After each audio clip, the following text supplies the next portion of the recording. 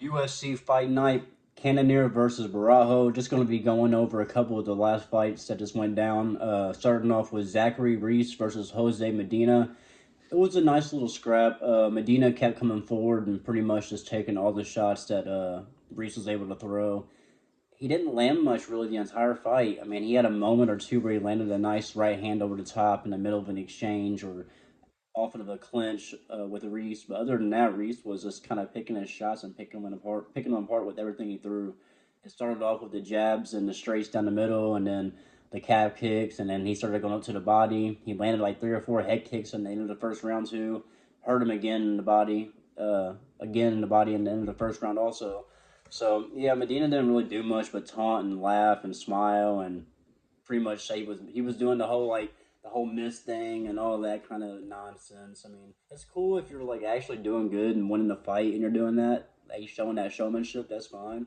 But if you're getting your ass kicked, you're not landing that single shot. You're literally just getting your ass whipped for 2.5, 3 rounds, and you're just showboating and taunting. I don't understand that. I don't like that at all. I don't get it.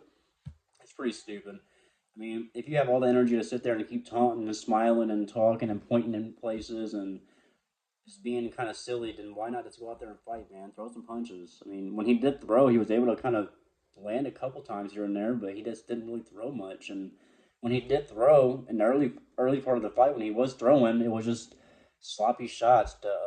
There was really sloppy shots, overhands, and crazy blitzes. And Zachary's is too tall, and he was just able to fight the long fight and pick him apart from his distance and keep the pace out how he wanted it.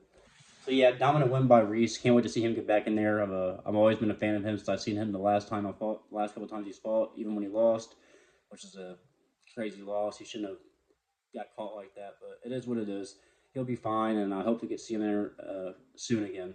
On to the next fight, Dennis Buzukja versus Francis Marshall.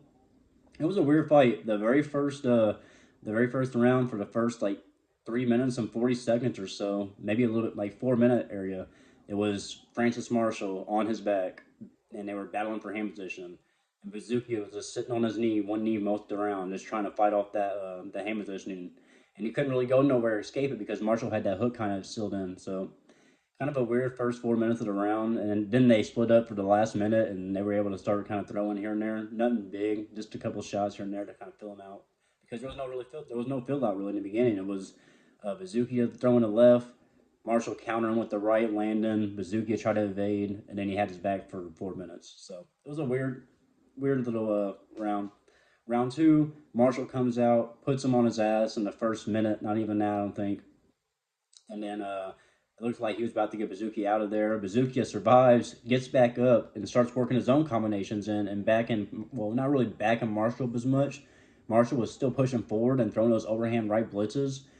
But I think Buzukja read as well as any fan that was watching scene, Marshall had his chin wide open in the air.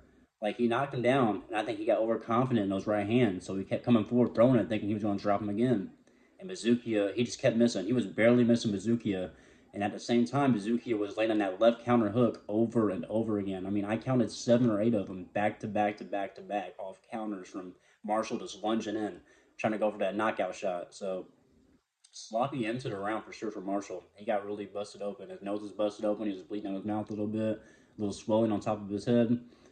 And the third round was pretty close. You can maybe give it to Marshall, I guess. He landed a tiny bit more, but I feel like Buzukja landed the better shots.